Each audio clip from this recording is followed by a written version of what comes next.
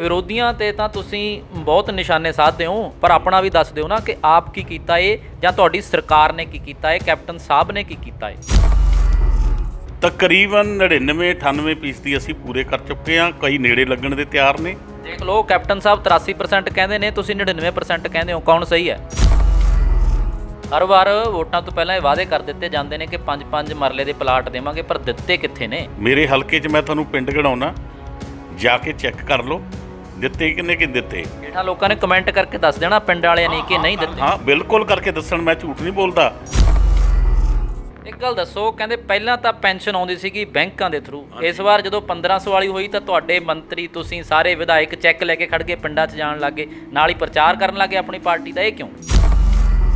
AC ਵਾਲੀਆਂ ਕਾਰਾਂ 'ਚ, ਏਸੀ ਵਾਲੇ ਦਫ਼ਤਰਾਂ 'ਚ ਬੈਠਾ ਬੈਠਾ ਬੰਦਾ ਭੁੱਲ ਜਾਂਦਾ ਹੈ। ਐਸ਼ੋ ਇਸ਼ਰਤ ਜਿਹੜੀਆਂ ਹੁੰਦੀਆਂ ਨੇ ਉਹ ਬੰਦੇ ਨੂੰ ਸਹੂਲਤਾਂ ਕਈ ਵਾਰ ਭੁਲਾ ਦਿੰਦੀਆਂ। ਇਹ ਦਿਮਾਗ ਟਿਕਾਣੇ ਰੱਖੇ, ਰੱਬ ਨੇ ਦਿਮਾਗ ਟਿਕਾਣੇ ਰੱਖਿਆ। 30 ਸਾਲ ਹੋ ਗਏ ਐਮਐਲਏ ਬਣੇ ਨੂੰ, ਨਹੀਂ ਤਾਂ ਮੇਰੇ ਵਰਗੇ ਗਰੀਬ ਵਰਗੇ ਨੂੰ ਸਰਪੰਚ ਪੰਚ ਨਹੀਂ ਬਣਦਾ।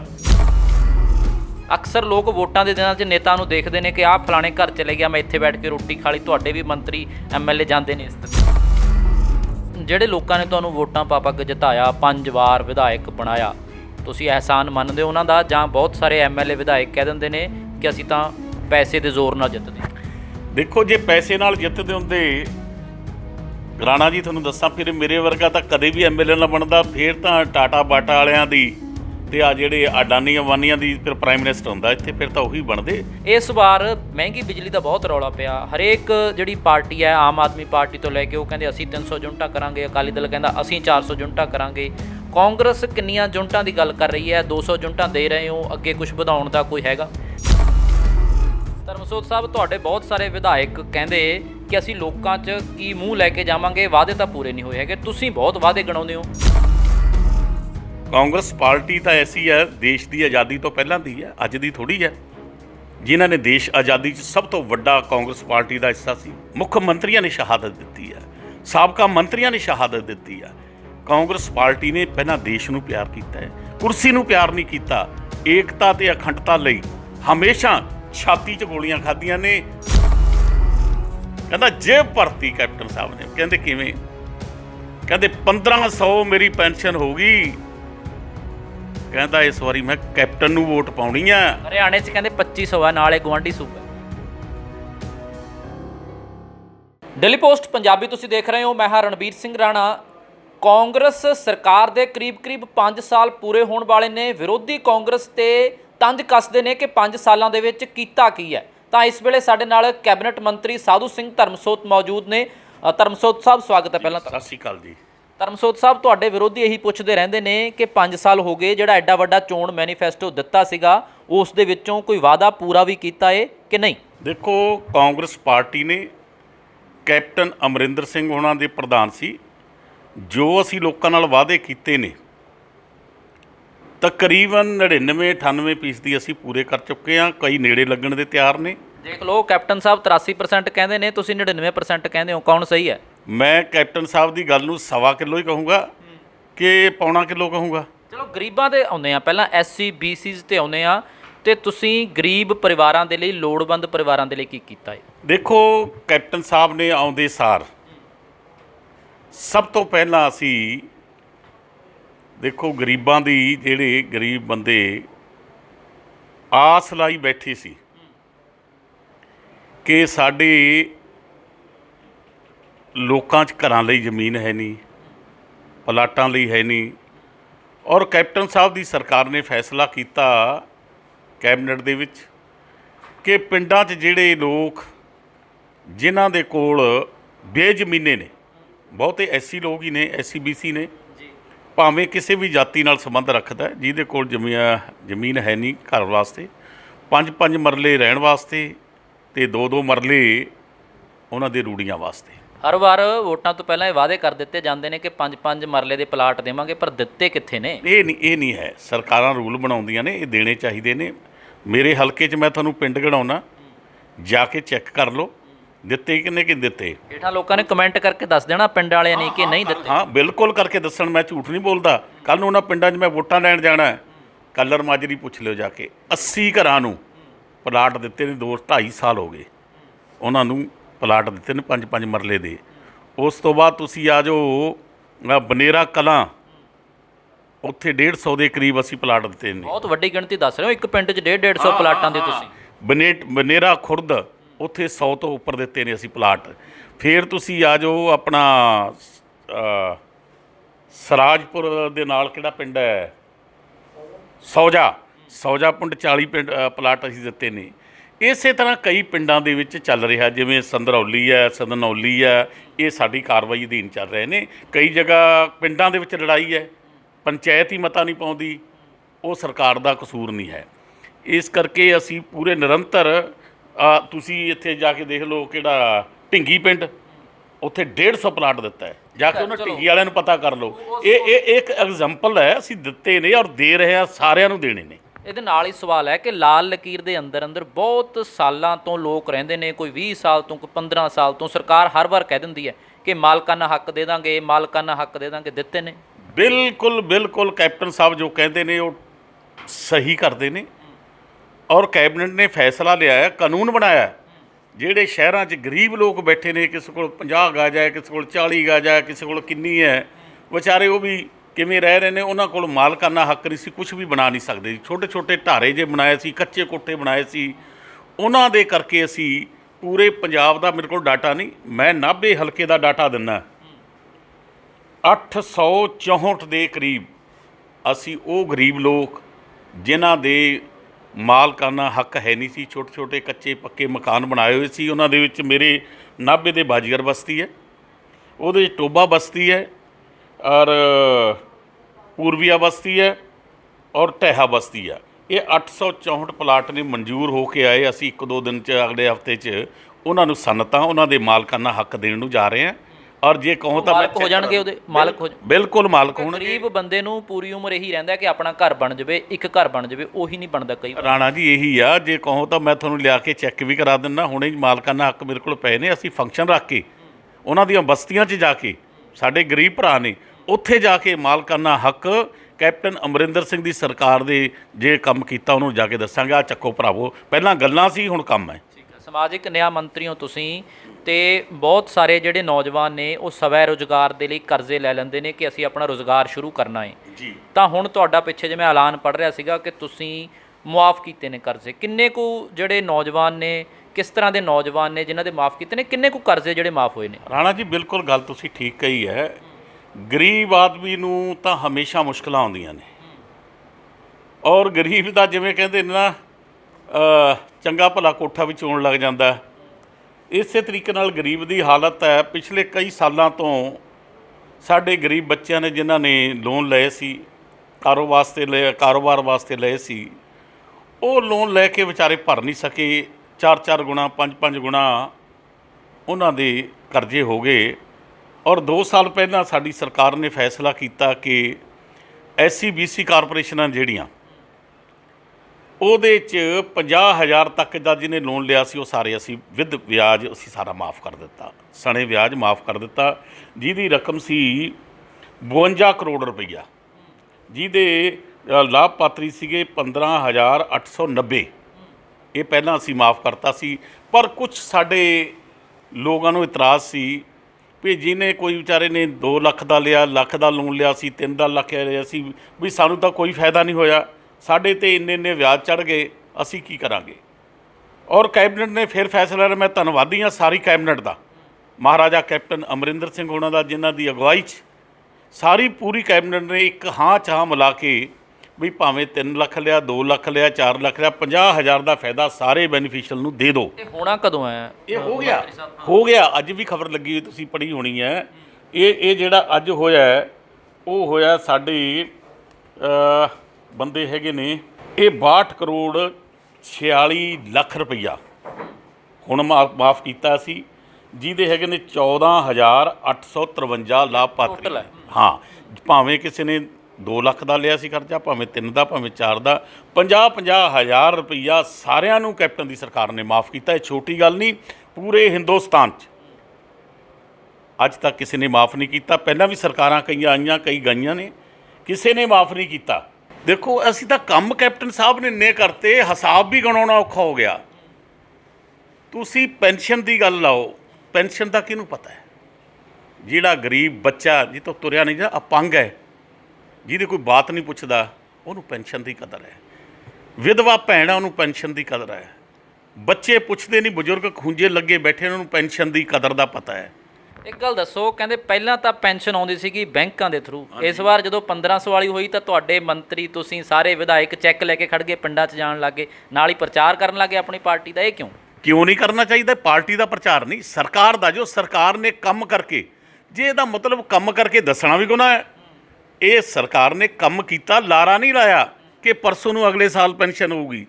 ਮਾਫ ਕਰਕੇ ਉਹਨਾਂ ਦੇ ਖਾਤਿਆਂ 'ਚ ਪਾ ਕੇ ਫੇਰ ਦੱਸ ਰਿਹਾ, ਬੇਬੇ ਆ ਤੇਰੀ ਪੈਨਸ਼ਨ ਹੁਣ 1500 ਹੋ ਗਈ, ਬਾਪੂ ਤੇਰੀ ਪੈਨਸ਼ਨ 1500 ਹੋ ਗਈ। ਹੁਣੇ ਪਿੰਡਾਂ 'ਚ ਕੀ ਕਹਿੰਦੇ ਨੇ ਬਜ਼ੁਰਗ? ਉਹ ਕਹਿੰਦੇ ਅਸਲੀ ਗੱਲ ਰੱਬ ਜਾਣੇ। ਕਈ ਬਜ਼ੁਰਗ ਤਾਂ ਦੂਰ ਬੈਠੇ ਡਾਂਗ ਲਈ, ਕਹਿੰਦਾ ਮੁੰਡਿਆ ਇੱਧਰ ਆ, ਮੈਂ ਦੱਸੋ, ਕਹਿੰਦਾ ਜੇ ਭਰਤੀ ਕੈਪਟਨ ਸਾਹਿਬ ਨੇ। ਕਹਿੰਦੇ ਕਿਵੇਂ? ਕਹਿੰਦੇ 1500 ਮੇਰੀ ਪੈਨਸ਼ਨ ਹੋ ਗਈ। ਕਹਿੰਦਾ ਇਸ ਵਾਰੀ ਮੈਂ ਕੈਪਟਨ ਨੂੰ ਵੋਟ ਪਾਉਣੀ ਆ। ਹਰਿਆਣੇ 'ਚ ਕਹਿੰਦੇ 2500 ਆ, ਨਾਲੇ ਗੁਆਂਢੀ ਸੂਬਾ। ਨਹੀਂ, ਉਹਦੀ ਗੱਲ ਛੱਡੋ, ਦਿੱਲੀ 'ਚ ਵੀ 2000 ਇੱਥੇ ਜੇ 250 ਤੋਂ 1500 ਕੀਤੀ ਹੈ, ਉੱਥੇ ਤਾਂ ਪਹਿਲਾਂ ਕਾਂਗਰਸ ਨੇ ਵੀ ਕੀਤੀ। ਉੱਥੇ ਕੰਮ ਕਰਦੇ ਤੇ ਕਰਦੇ ਆਏ ਨੇ, ਇੱਥੇ ਤਾਂ ਰੁਕਿਆ ਸੀ 10 ਸਾਲ ਦਾ ਕੰਮ। ਸ਼ਗਨ ਸਕੀਮ ਵੀ ਦੱਸੋ। ਸ਼ਗਨ ਸਕੀਮ ਦਾ ਬਹੁਤ ਜ਼ਿਆਦਾ, ਕਿਉਂਕਿ 31000 ਤੋਂ 51000 ਦਾ ਐਲਾਨ ਤਾਂ ਹੋ ਗਿਆ, ਤੇ ਦੇਣੀ ਕਦੋਂ ਹੈ, ਕਿਵੇਂ ਦੇਣੀ ਹੈ, ਕਿੰਨੀ ਦੇਤੀ ਹੈ? ਮੇਰੀ ਸੁਣੋ ਗੱਲ, ਅਸੀਂ ਆਏ 15000 ਰੁਪਇਆ ਸ਼ਗਨ ਸਕੀਮ ਸੀ। ਉਹ ਕਿਉਂ? ਉਹ ਵੀ ਮਹਾਰਾਜਾ ਕੈਪਟਨ ਅਮਰਿੰਦਰ ਸਿੰਘ ਦੀ ਸਰਕਾਰ ਸੀ ਜਦੋਂ 2002 'ਚ, ਉਦੋਂ 6000 ਰੁਪਇਆ ਪੈਨਸ਼ਨ ਸੀ। 97 ਦੀ ਸਰਕਾਰ ਤੱਕ ਉਹਨਾਂ ਦੀ, ਜਿਹੜੀ ਰਹੀ ਹੈ 2000 ਤੱਕ। ਕੈਪਟਨ ਸਾਹਿਬ 6 ਤੋਂ 15 ਕਰਕੇ ਗਏ। ਕੈਪਟਨ ਸਾਹਿਬ ਨੇ ਆਉਂਦੇ ਸਾਰ 21000 ਪਹਿਲੇ ਸਾਲ ਹੀ, ਤੇ ਹੁਣ 51000 ਰੁਪਈਆ ਉਹਨਾਂ ਦੇ ਖਾਤੇ 'ਚ ਪੈਣ ਵਾਲਾ। ਫੰਕਸ਼ਨ ਹੋ ਕੇ 1 ਜੁਲਾਈ ਤੋਂ ਜਿਹੜੀਆਂ ਵਿਆਹ ਹੋਏ ਨੇ ਗਰੀਬ ਧੀਆਂ ਦੇ, ਉਹਨਾਂ ਦੇ 51000 ਖਾਤੇ 'ਚ ਪਏਗਾ। ਮੈਂ ਪਹਿਲਾਂ ਵੀ ਕਿਹਾ, ਗੱਲਾਂ ਹਰ ਕੋਈ ਕਰ ਲੈਂਦਾ ਹੈ, ਗੱਲਾਂ ਮਾਰਨੀਆਂ ਬੜੀਆਂ ਸੌਖੀਆਂ ਨੇ, ਨੁਕਸ ਕੱਢਣੇ ਬੜੇ ਸੌਖੇ ਨੇ, ਲੇਕਿਨ ਕੰਮ ਤਾਂ ਕਾਂਗਰਸ ਪਾਰਟੀ ਦੀ ਸਰਕਾਰ ਕੈਪਟਨ ਅਮਰਿੰਦਰ ਸਿੰਘ ਤੋਂ ਕੋਈ ਸਿੱਖੇ, ਕਿਵੇਂ ਕੰਮ ਲੋਕਾਂ ਦੇ ਕਰੀਦੇ ਆ। ਬੜਕਾਂ ਘੱਟ ਮਾਰਦਾ, ਕੰਮ ਜ਼ਿਆਦਾ ਕਰਦਾ। ਅਕਾਲੀ ਦਲ ਆਪ ਵਾਲੇ ਤਾਂ ਤੁਹਾਡੇ ਵਿਰੋਧੀ ਤਾਂ ਕਹਿੰਦੇ ਹੀ ਨੇ ਯਾਰ, ਜਦੋਂ ਕਾਂਗਰਸ ਵਾਲੇ ਕਹਿੰਦੇ ਨੇ ਫਿਰ ਤੁਸੀਂ ਕੀ ਸੋਚਦੇ ਹੋ? ਕਾਂਗਰਸ ਵਾਲੇ ਵੀ ਬਹੁਤ ਕਹਿੰਦੇ ਨੇ ਕਿ ਕੰਮ ਨਹੀਂ ਹੋਏ।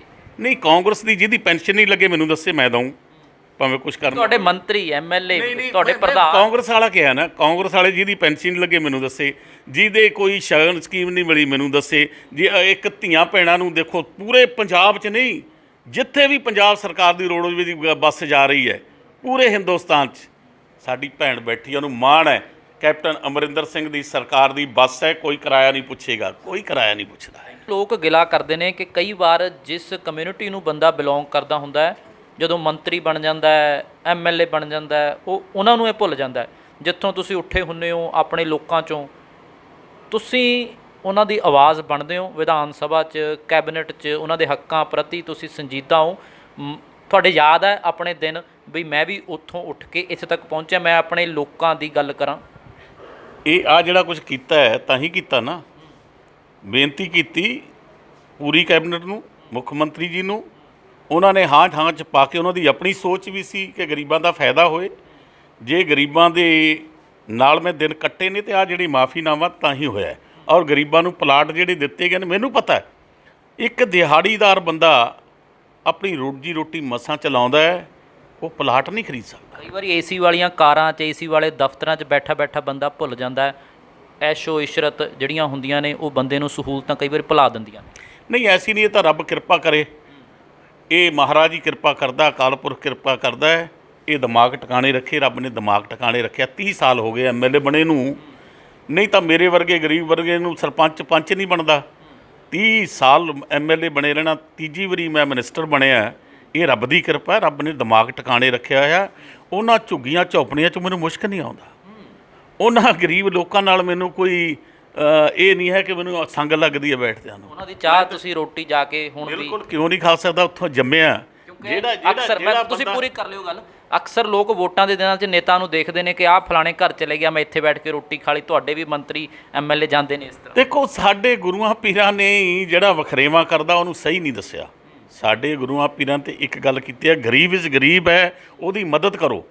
ਮਾਨਸ ਕੀ ਜਾਤ ਸਭੇ ਏਕੋ ਪਹਿਚਾਨ, ਉਹ ਸਾਰੀ ਦੁਨੀਆ ਨੂੰ ਇੱਕ ਮੰਨਿਆ ਗੁਰੂ ਸਾਹਿਬ ਨੇ। ਅਸੀਂ ਉਸ ਦੇ ਨਾਲ ਚੱਲਣ ਦੀ ਕੋਸ਼ਿਸ਼ ਕਰਦੇ ਹਾਂ ਵੀ ਮਾਨਵਤਾ ਦਾ। ਉਹ ਗਰੀਬ ਕੋਈ ਹੈ, ਇੱਕ ਜਾਤ ਨਾਲ ਗਰੀਬ ਨਹੀਂ ਹੈ। ਇੱਕ ਗਰੀਬ ਉੱਚ ਜਾਤੀ ਦਾ ਬੰਦਾ, ਉਹਨੂੰ ਰੋਟੀ ਖਾਣ ਨੂੰ ਮਿਲਦੀ ਨਹੀਂ, ਉਹਦੇ ਕੋਲ ਵਿਚਾਰੇ ਕੋਲ ਇੱਕ ਸਰਾਣਾ ਵੀ ਹੈ ਨਹੀਂ, ਉਹਦੇ ਕੋਲ ਮੰਜਾ ਬਿਸਤਰਾ ਵੀ ਹੈ ਨਹੀਂ, ਤੇ ਉਹਨੂੰ ਜੋੜ ਦੇਣਾ ਜਾਤ ਨਾਲ, ਜੋੜ ਦੇਣਾ ਨਾ, ਉਹਦੇ ਨਾਲ ਮਜ਼ਾਕ ਹੈ। ਸਾਡੀ ਹਮਦਰਦੀ ਹੈ, ਗਰੀਬ ਕੋਈ ਵੀ ਹੈ ਉਹਦੀ ਮਦਦ ਕਰਨਾ ਸਾਡੀ ਇਨਸਾਨੀਅਤ ਹੈ। ਧਰਮਸੋਤ ਸਾਹਿਬ, ਜਿਹੜੇ ਲੋਕਾਂ ਨੇ ਤੁਹਾਨੂੰ ਵੋਟਾਂ ਪਾ ਕੇ ਜਿਤਾਇਆ, 5 ਵਾਰ ਵਿਧਾਇਕ ਬਣਾਇਆ, ਤੁਸੀਂ ਅਹਿਸਾਨ ਮੰਨਦੇ ਹੋ ਉਹਨਾਂ ਦਾ? ਜਾਂ ਬਹੁਤ ਸਾਰੇ ਐਮਐਲਏ ਵਿਧਾਇਕ ਕਹਿ ਦਿੰਦੇ ਨੇ ਕਿ ਅਸੀਂ ਤਾਂ ਪੈਸੇ ਦੇ ਜ਼ੋਰ ਨਾਲ ਜਿੱਤਦੇ?